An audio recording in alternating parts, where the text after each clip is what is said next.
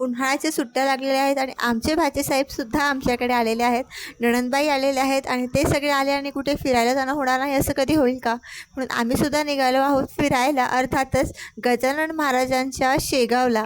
तर मठाकडे जाण्याचा प्रवास अत्यंत आनंददायी आणि सुखमय होता आणि म्हणजे एक्साइटमेंटसुद्धा होती की मठ कसं असेल. मी फर्स्ट टाईम जात होते, नणंदबाई आधी गेलेल्या होत्या, पण माझी ही फर्स्ट वेळ होती. कसं असेल काय असेल, पण खूप छान वाटलं. सगळेजण एकत्र होतो म्हणून प्रवास खूप छान गेला आणि सकाळ सकाळचं वातावरण असल्यामुळे अजूनच छान.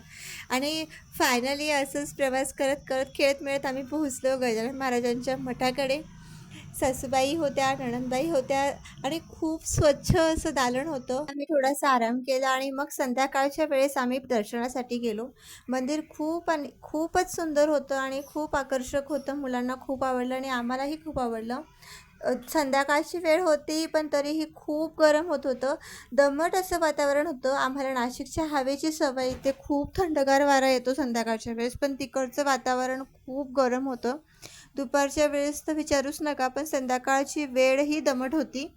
पण असो, मंदिराचं वातावरण अत्यंत आल्हाददायक होतं आणि खूप छान वाटलं. आणि कसं असतं ना, ज्याला ज्या वातावरणाची सवय त्याच वातावरणात त्याला आवडतं, म्हणून तिकडचं वातावरण आम्हाला थोडं जास्त गरम वाटलं. पण गजानन महाराजांचं मठ आणि तिकडची स्वच्छता बघून मन अत्यंत प्रसन्न झालं आमचं.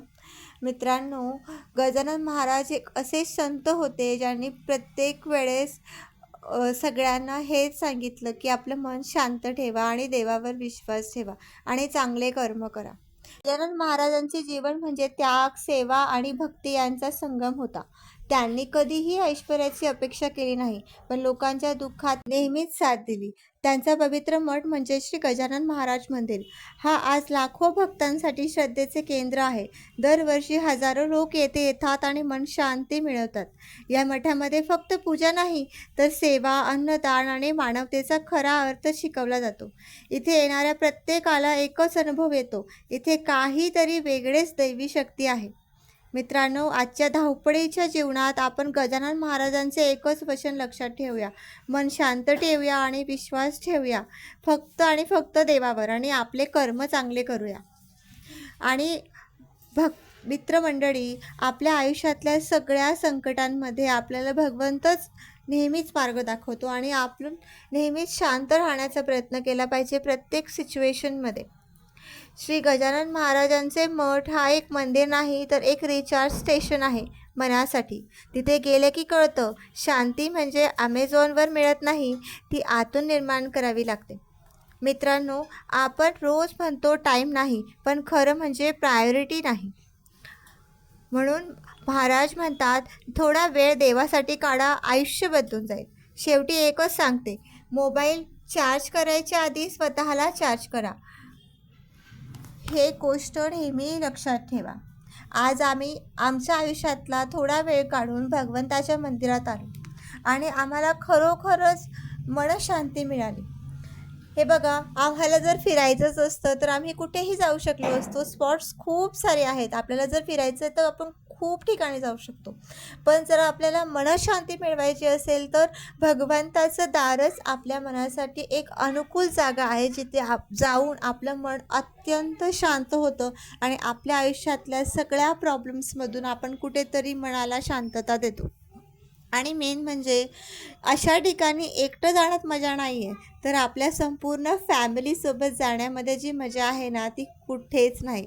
बघू शकता, आज आमची मुलं म्हणजे भाचे, नणंदबाई, सासूबाई सगळे खूप खुश आहेत. सगळ्यांच्या चेहऱ्यावरचा आनंद सांगतोय की आमची ही ट्रिप खरंच सक्सेसफुल झाली आहे. आणि परमेश्वराच्या दारात येऊन आम्हाला जी शांती मिळाली ती आम्हाला खरंच कुठेच मिळाली नसती, याची गॅरंटी तरी मला वाटते. म्हणून तुम्हीही गजानन महाराजांच्या या मठात नक्कीच जा. आणि तिथले जे रूम्स वगैरे पण असतात ना मठातले, खूप स्वच्छ असतात, काहीच घाण नसते. तिकडच्या सगळ्या परिसरामध्ये पॉझिटिव्हिटी आहे ना, ती खरंच आम्ही अनुभवली आणि तुम्हीही अनुभवा.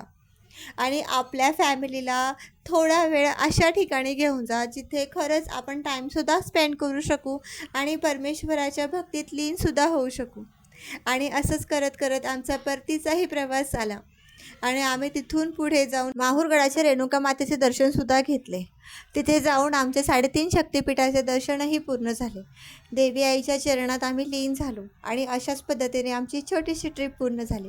Thank you so much for watching.